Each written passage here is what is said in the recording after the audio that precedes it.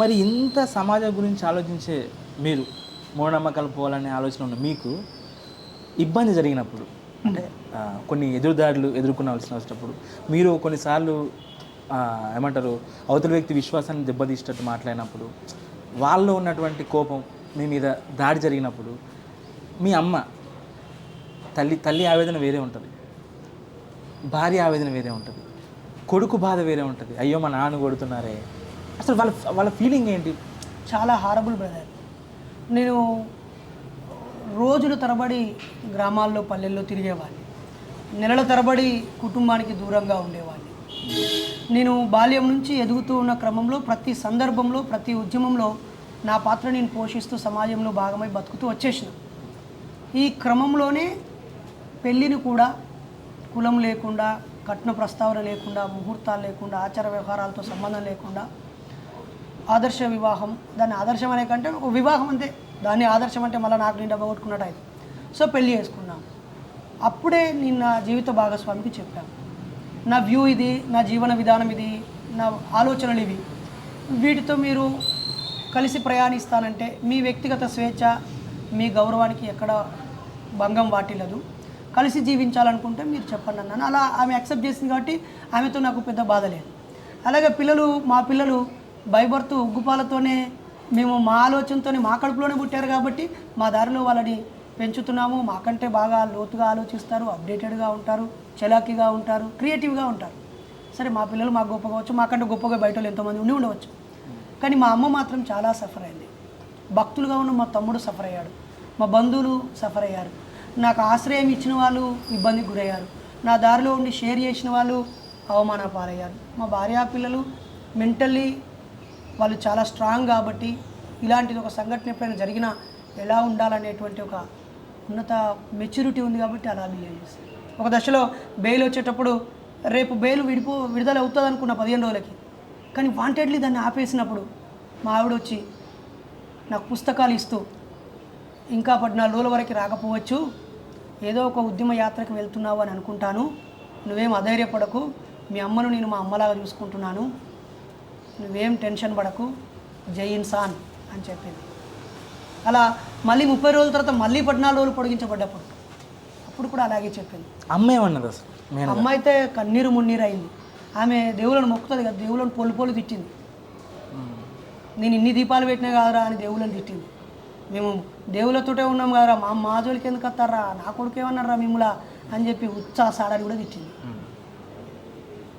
భయభ్రాంతులకు గురి చేసి నేను వండర్ అయ్యాను. అరే ఇప్పుడు శ్రీలంక కల్పిత కథ అయినా, శ్రీలంకలో రావణాసురుడు పొరపాటు చేస్తే వెళ్ళిన హనుమంతుడు రావణాసురుడిని ఒక దెబ్బ కొట్టాలి, లేదా చంపాలి, లేదా ఎదుర్కోవాలి, యుద్ధం చేయాలి, ఏదో జరగాలి. ఆయన పొరపాటు చేస్తే ఆయనను కొట్టు, లేదా వాళ్ళ భార్యను కొట్టు, వాళ్ళ పిల్లల్ని కొట్టు, కానీ వాళ్ళ అమ్మ నాన్న కొట్టాల్సిన, నువ్వు తప్పు అయితే నిన్ను కొట్టాలి, నిన్ను శిక్షించాలి. సరే నన్ను కొట్టిరు, నేను జైల్లో జీవితం అనుభవించిన ఆల్రెడీ, నాకు ఆ పనిష్మెంట్ వచ్చింది, నేను మాట తుల్లాను లేదా మిస్ఫైర్ అయింది, మార్చుకోవాలి, రిపీట్ కావద్దు, క్షమాపణ చెప్పాలి, ఇవన్నీ అయిపోయినాయి, రాజ్యాంగాన్ని గౌరవిస్తాను, అనుభవించాను. కానీ మా అమ్మ ఏమన్నది బ్రదర్, ఆ హనుమంతుడు లంక మొత్తాన్ని కాలబెట్టినంటే ఆయన మంచి పని చేసినట్ట, రావణాసురుడు పొరపాటు చేస్తే లంక మొత్తం కాలబెట్టని ఎవడు సమర్థిస్తాడు? నువ్వు ఒక పొరపాటు చేస్తే నిన్ను బాధించాలి, కానీ నీ భార్యని, నీ పిల్లల్ని, మీ అమ్మ నాన్నని, మీ బంధువులు, నీకు సపోర్ట్ చేసే వాళ్ళందరూ చేయడం అదే మూర్ఖత్వం. నిజంగా రాక్షసత్వం అని అంటే చెడ్డ గుణం కలిగినోడు రాక్షసుడైతే ఆ రాక్షస స్వభావాన్ని కలిగింది, పెంపొందించింది ఆ మత ఉన్మాదం అంటాను నేను. కాబట్టి మా అమ్మ అయితే చాలా ఏడ్చింది, బయటకు వచ్చాక ఏడ్చింది.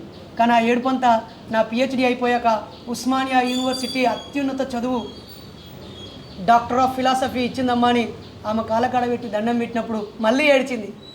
అరే మన ఊళ్ళో ఎవ్వడి చదువు చదవలేట కదరా. అంటే పిహెచ్డి అంటే తెలియదు, కానీ పిహెచ్డి స్థాయి గొప్పదని, పెద్ద చదువు అదే అమ్మకు తెలుసు. ఎందుకంటే చిన్నప్పుడు అమ్మ బీడీలు చేస్తూ దీపం పెట్టుకొని నా పక్కన ఇంకో దీపం పెట్టి రాత్రంతా ఎంత రాత్రి దాకా నేను చదివితే అంతసేపు నాతో మెలకుతో ఉండి బీడీలు చేసేది. నన్ను వేలు పట్టుకొని నడిపిస్తూ తమ్ముని భుజాన్ని వేసుకొని బీడీల కట్టను అప్పచెప్పడానికి వెళ్ళేది. ఇంటి మీద వినాయక చవితి సందర్భంగా మా ఊర్లో ఆచారం ఉంటుంది, బయట కూడా ఈ ఆచారం ఉంటుంది. వినాయక చవితి రోజు వినాయకుడికి ఏనుగు తల పెట్టినప్పుడు అందరూ నవ్వారని పార్వతి అనే ఆవిడ కల్పిత కథ అయిన స్టోరీ చెప్తున్నాను, బాధపడ్డారని చెప్పి నిన్ను చూసి వినాయక చవితి రోజు ఎవరు నవ్వితే వాళ్ళు నిందల పాలవుతారని ఒక శాపం పెట్టారని, చంద్రుడు వినాయకుని చూసి నవ్వడం వల్ల నువ్వు నిందల పాలవుతావు అన్నారంట. చంద్రుడు నవ్వాడు కాబట్టి ఆ రోజు వినాయక చవితి రోజు చంద్రుడు నవ్వలు చూడొద్దనే ఒక ఆచారం కూడా ఉంది. అలా పక్కల మీద రాయేసి వాళ్ళతో తిట్లు పడితే నిందలు పోతాయి అనే ప్రచారం ఉంది. మా ఇల్లు రేకులు కావడం వల్ల పెద్ద పెద్ద బండలు వేసేవాళ్ళు.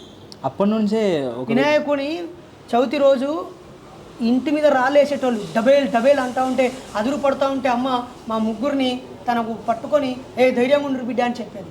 అప్పుడే అరే వీళ్ళ దేవుడు ఏందిరా, వీళ్ళు తిట్లబడడం కోసం మన ఇంటి మీద రేకుల మీద బండలేసుడేంది, ఇంత బండలేసుడేంది, ఇంత నీచమైన గుణమేంది అని చెప్పేసి బాధ అనిపించింది. అప్పుడే అలాంటి సంఘటనలు జరిగినప్పుడు మీలో అంటే ఎందుకులే మాకు అని వదిలేస్తే అయిపోయింది. ఎప్పుడు అనుకోలే బ్రదర్, నేను నా చుట్టూ జరిగిన ప్రతిదాన్ని నేను మూసుకొని పండేటోని కాదు, కాంప్రమైజ్ అయ్యి జీవించాలనుకునేటోని కాదు. కొంచెం నాకు రేషం ఎక్కువే, రోషం ఎక్కువే, స్వాభిమానం ఎక్కువే, స్పందించే గుణం ఎక్కువే. ఎదురుగా అనిపిస్తే అనేస్తా అంతే. ఆ క్రమంలో ఇప్పుడు మాత్రం ఇప్పుడు మొన్న జరిగిన మా అమ్మ కన్నీరు, ఇంత దుర్మార్గం జరిగిన నా చుట్టూ ఉండి నా వాళ్ళు అనుకునే వాళ్ళు కూడా హ్యాండ్ ఇచ్చి నీచంగా ప్రవర్తించడం, ఇవన్నీ చూశాక మనం ఒక 2 అడుగులు వెనకకేసి మరో దారిలో ఇదే ఆశయాన్ని అనేది ఈ మధ్య అయితే 40 ఏళ్ళ తర్వాత వచ్చిన జ్ఞానం ఇది. అంతకుముందు మాత్రం ఫైర్, ఇప్పుడు కూడా ఫైర్ ఉంటుంది. కాకపోతే కొన్ని చోట్ల ఈ మనోభావాలనే అగ్గిదలుగా, ఈ మనోభావాలకు అగ్గిదలుగా ఈ సమాజంలో చదువు వచ్చినా, అక్షరాస్యత పెరిగినా, డబ్బు పెరిగినా, పేదరికం పోయి కొంతమంది బలిసిన వాళ్ళ మెదడులో ఉన్న గజ్జి, ఆ బలహీనతతో కూడిన మనస్తత్వాల వల్ల ఈ బాధలు. కాబట్టి మరింత సున్నితంగా ఇంతకంటే ఘాటుగానే నడుతుంది. ఇట్లా సరే,